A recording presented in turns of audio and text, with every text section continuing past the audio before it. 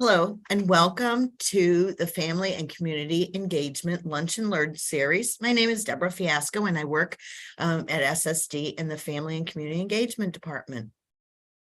Just going to fill you in on some of the things that we have going on both in this webinar and with our department. This webinar is being recorded and your microphone and cameras have been disabled. You can ask questions in the question and answer, and we will moderate those questions and ask those. Chat messaging is only between the participants and is limited. But still, we want to make sure that if you're asking a question, not to give specific information or identifying information about your student, because we can't always guarantee anonymity. If you require additional assistance, please ask the host. A recording of this webinar will be uploaded within about a week. So, what are we doing here in the Family and Community Engagement Department? Well, we have our lunch and learns. These are some of the flyers that we have. This lunch and learn was postponed because we had a snow day. So we're really grateful for Amy for rescheduling with us. We've got a couple coming up still. We have one with the NAMI, the National Alliance for Mental Illness. And we're going to end up the school year with us in the Family and Community Engagement Department talking about keeping your student engaged over the summer, and have some things about that. We've got some upcoming workshops as well. We actually have another one this evening with Tamiko Jones from Sunny Hill talking about connecting to funded services and supports. You can see on the flyer, we've got another one, behavior strategies for the home and community, and more. You can find all of our lunch and learns and upcoming workshops on our FACE website. We also have a hub at the North Tech High School that we have different activities. One is the Community Action Agency, and they will be here again. We've got a couple of dates left. They're there from 9 to 4. We've got March 10th, April 14th, and May 12th. And families can come and get assistance with rental assistance and figuring out utility assistance, a little bit of case management. And then we have the Higher Education Consortium, and anyone over 19, even family members, you don't have to necessarily be a student from special school district, can come and get some answers about higher education. We also host this wonderful event called our Family Cafe. We have 2 left, March 30th and April 27th, that you can register for, that families get together and really sit down and dig into some of the topics that they can share and build some community. And it's always a wonderful event. So that's just some of the stuff that we have going on at FACE. So now I'm going to stop sharing and hand it over to Amy from the Productive Living Board.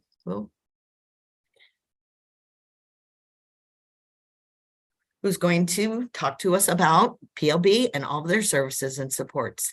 Thanks so much for being with us today, Amy. Thank you so much, Deb. Good afternoon, or good morning, rather. I apologize. My name is Amy Meyer. I am one of 2 agency and community relations specialists here at the Productive Living Board. And I am very excited to kind of share a little bit about our agency and what we do in our St. Louis County community.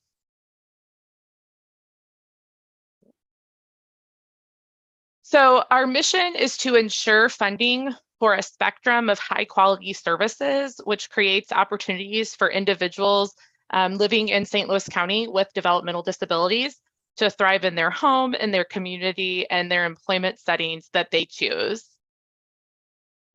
For over 40 years, PLB has been providing individuals and their families opportunities to learn, live, and work in their communities. For our current fiscal year, which runs from July 1 to June 30th annually, the PLB has appropriated over $24 million to approximately 40 different agencies through 110 different services, again, to provide those opportunities to over 4,200 individuals who reside here in St. Louis County. Our services span over an individual's lifetime. So we serve from really birth through the oldest individual who we are currently funding is 89. So we have school age services, we have transition age services, adult services, older adult services, which encompasses the age range from 60 plus, and then family support, which supports the family and individuals of all ages. You'll notice the numbers in parentheses on this slide. Adult services are our largest age group that we currently provide services for. In 2019, the Productive Living Board and 3 other county boards in our region collaborated and created the Eastern Region Alliance, or commonly referred to as the Alliance. Those 3 other boards are DDR in St. Louis City, DDRB in St. Charles County, and DD Advocates in Jefferson County. The purpose for our collaboration is to better serve individuals residing within our region and our agency partners. This means that we have a joint funding manual so that our agency partners only have to utilize one manual in terms of policies, procedures, and things of that nature to acquire our funding. They also apply for funding on an annual basis, and that's 1 application as opposed to 4.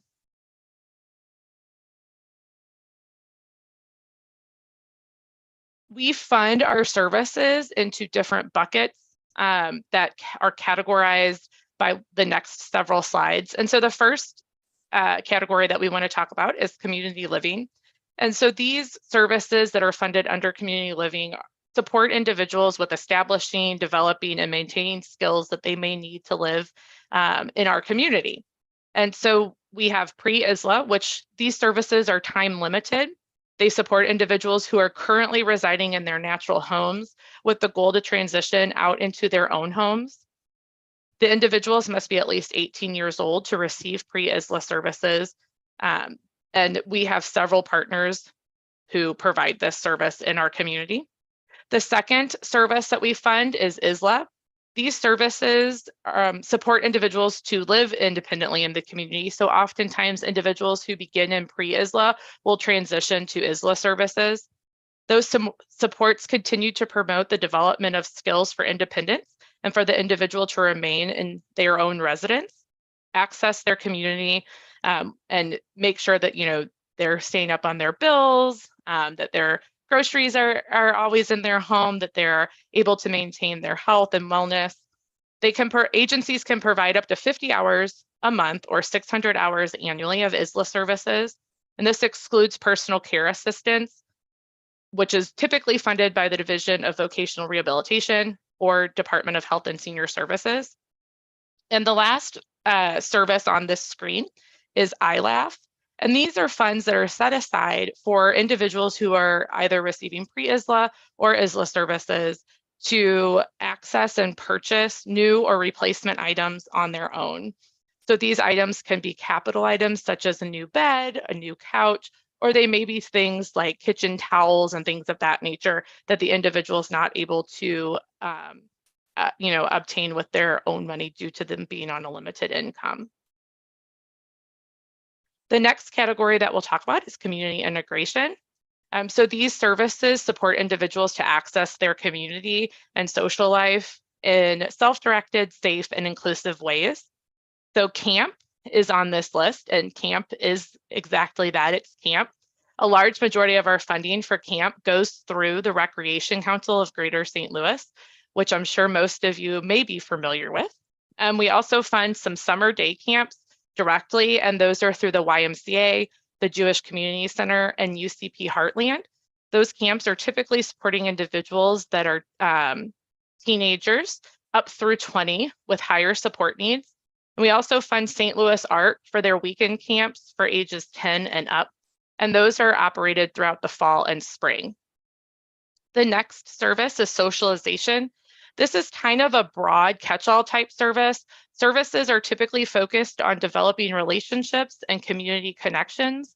Some examples of this service may be Out and About, which is provided through LifeBridge Partnership. Pathways to Independence has socialization programs. And then there's fitness programs that are offered both at the Y and the JCC. Within this community integration category, we also fund retirement services. These services focus on relationship building and community connections for individuals in their retirement years. We fund both OASIS and AADD for these opportunities. Professional services are services that are provided by a quality professional. They support physical and or emotional well-being of an individual and or their caregivers. So within this category, we have therapy, and within that service area, we fund equine and aqua therapy for individuals. We also fund counseling services, which these are provided by the Center for Specialized Services and Epworth, as well as the Family Support Network, who provides family counseling to address any serious family issue and the prevention of child abuse and neglect. And finally, we fund adaptive equipment, assistive technology, and enabling technology. And we have 4 partner agencies who provide this service, and that is UCP Heartland, the Center, Variety, up to age 21. They provide services and equipment, with St. Louis ARC being our partner who provides assistive and enabling technology. These services include medium to high tech opportunities, which are used to promote and increase independence both in the home and on the job, or as well as in the community. Our next category is support systems. These services are really designed to strengthen an individual's natural and formal support systems. So that can look like family support, which supports individuals and families through education, training, parent-to-parent connections or opportunities, and links individuals and their families to community resources. We fund childcare, which supports children who require additional staff support to fully participate in school break programs and or before and after school care. We also provide funding for advocacy services, which are utilized to educate and seek to promote equality, rights, and respect for individuals with developmental disabilities. Education support are services which support individuals with gaining the knowledge and skills that are necessary to understand their own developmental disabilities, pursue personal interests, and build healthy relationships with their peers and others. We have in-home support and facility-based support, which are probably more known commonly as respite. The in-home service provide intermittent short-term relief to the primary caregivers, either in that individual's home or in the community, or sometimes in that provider's home. And then facility-based support or respite are services that provide intermittent and short-term relief to the primary caregivers in a setting outside of the natural home. So oftentimes they will go to places like Oak Tree, which is supported by United Cerebral Palsy or UCP Heartland, or Great Circle. We also fund employment training, which supports individuals who may or may not be employed to develop the skills necessary to obtain and maintain employment in the community. And those are broken up into youth services as well as adult services. These services are time limited and support individuals to access these types of services so that they can gain or strengthen their employment skills. For adults, these may be individuals who are currently employed and wish to gain further skills or increase their skills so that they can obtain a promotional opportunity within their current company that they're working for. And for youth, typically individuals are currently enrolled in school. And again, those services are assisting them to develop skills so that they can become employed once they graduate. Employment services are supports that are support working individuals to develop and maintain the skills necessary for employment and or advancement. So we have a couple different opportunities and a couple different partners within this service. So sheltered employment, our services provide a supervised employment option with pay based on productivity. And we have 6 sheltered workshops that we're partnered with here in St. Louis County. And then supported employment, these are services that support individuals in competitive community-based employment. We also fund 3 HR supports. Those are in our area hospital systems. That's St. Luke's, Mercy, and SSM.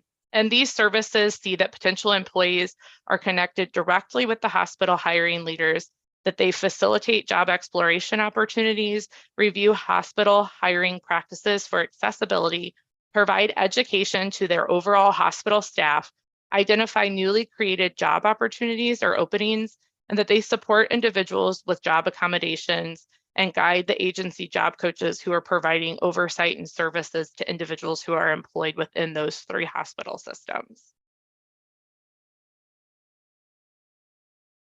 We also fund employment transportation through OATS. This employment transportation provides individuals who are employed at one of the 6 sheltered workshops to get to and from work in a safe and reliable manner.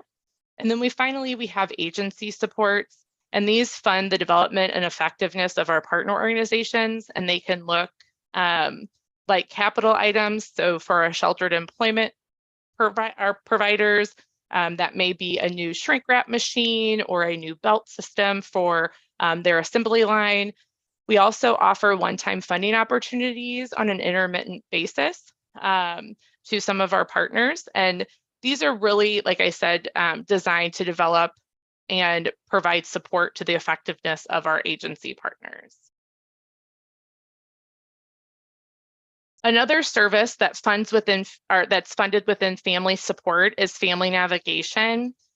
These supports are really meant to be a supplement to targeted case management services that's provided here in St. Louis County by St. Louis Regional Office, and most recently the Center for Human Services, or CHS. Family navigators will connect individuals and or their families with resources and information which supports them to meet their goals. They also can provide family advocacy or advocacy to individuals as needed. The service is really meant to be a short-term service. It can be used as a resource when supporting an individual or family with various support needs, whether it be at an IEP meeting, to assist a family with applying for Medicaid for their loved one or Social Security, or linking them up with resources in the community that may meet that family or that individual's goal. This service, again, is supplemental to case management.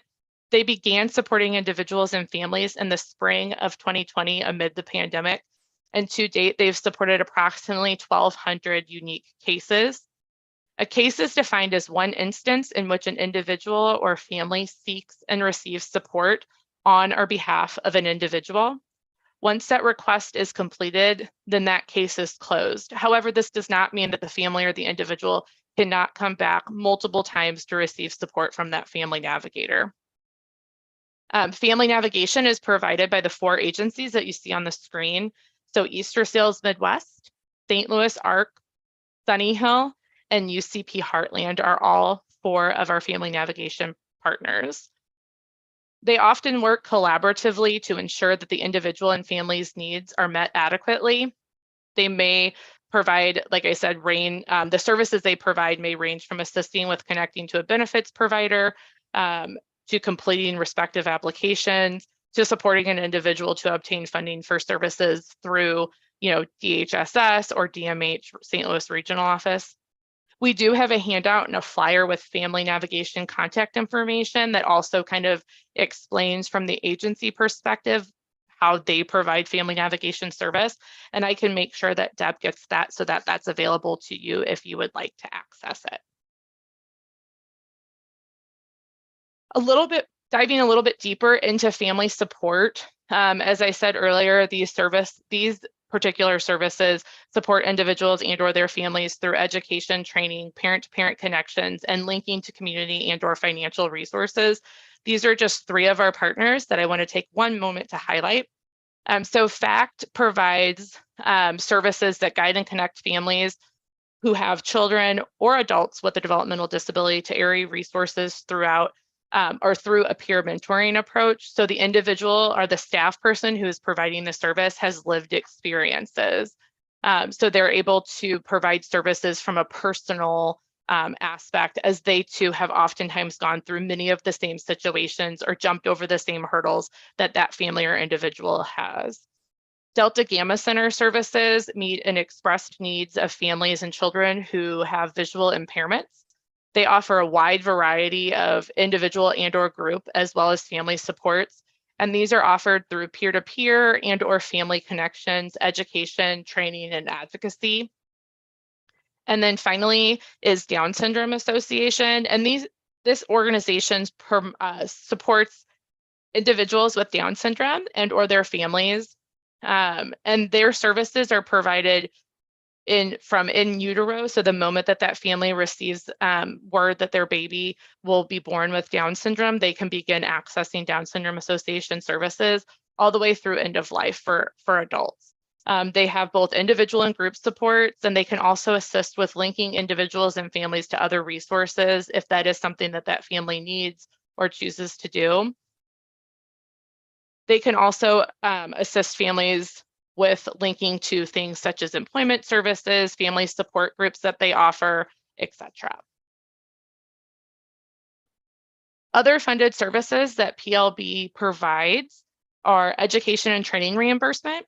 So we have dollars set aside for individuals and families who would like to access or attend a webinar, a training, a conference, a seminar. They would go through an agency that they're connected with to assess or access those funds. The individual and or their family members may attend, like I said. We ask that agencies submit the request for funding 30 days prior to the date of the actual event, and the cap is $5,000 or $500 of eligible expenses annually per individual and family. This is also available for our agency partners to request reimbursement for their staff, and this can be up to 3 to the similar trainings, webinars, things of that nature. We also have a transportation reimbursement pilot. This again is available to individuals through one of our partner agencies, and all of the individuals who access this funding are receiving employment training or supported employment supports. It's designed to be a short-term support for the individual to get to and from their location, again, whether it's their training or employer site. And individuals may request a max of $1,000 annually.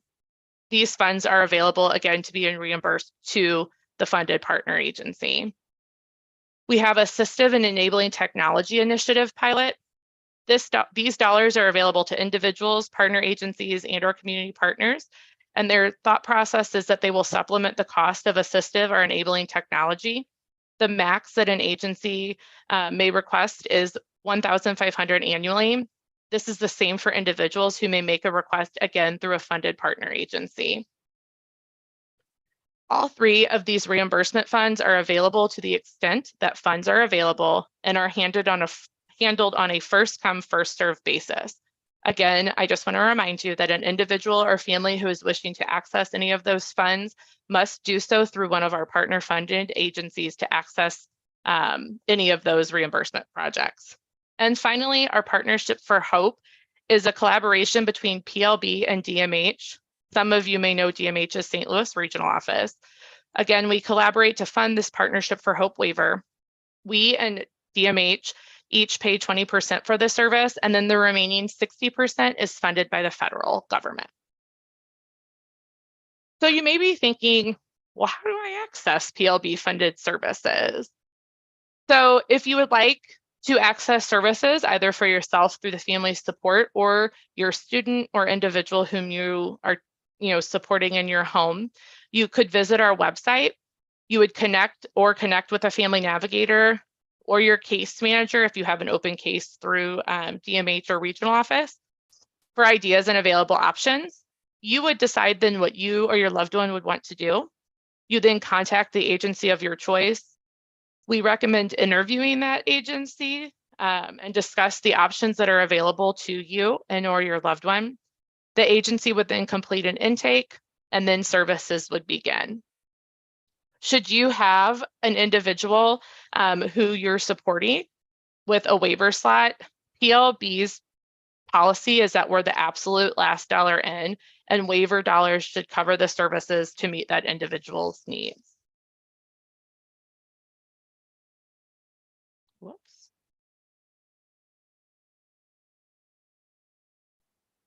We do have a commitment to quality and accountability, and this is to ensure that we are good stewards of taxpayer resources. We've implemented tools and processes to ensure that quality and demonstrate accountability. And so we do meet with our agencies on a regular basis. We ask that they provide us with information, both at the beginning of fiscal years and at the end of fiscal years, to show that they are providing services in the manner that they agreed to through the funding cycle, as well as adhering to our policies and procedures.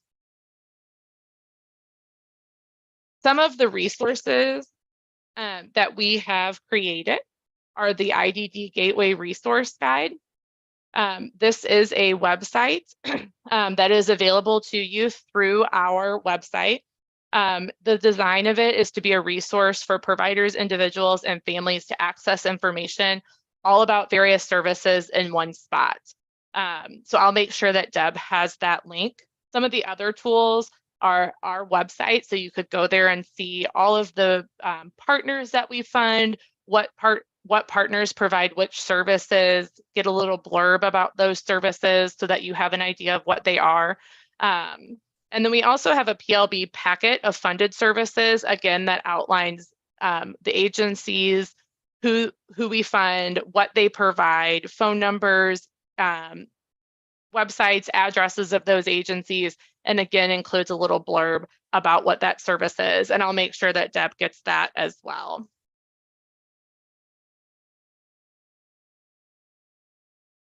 So at this time, I'd like to open it up for any questions that may have come in.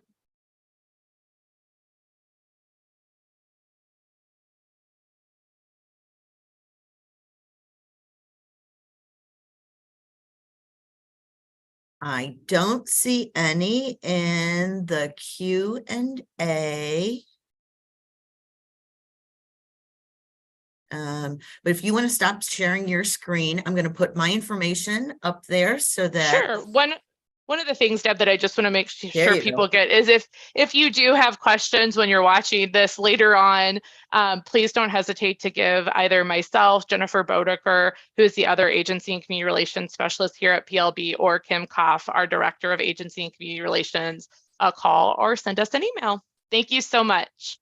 And Amy, you can just leave that up there. I'm going to just talk and thank you Okay. again for being here with us.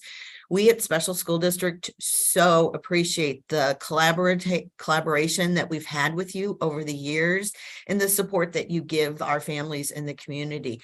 I will give a shout out to those family navigators. That was a brilliant idea of the Productive Living Board to fund those navigators who do many of the same things that we here at FACE do, but connecting those families to agencies that can support them beyond those school years. So we're really, really thankful for both your presentation today and for the collaboration that we have had with you over the years. So thank you very, very much from SSD.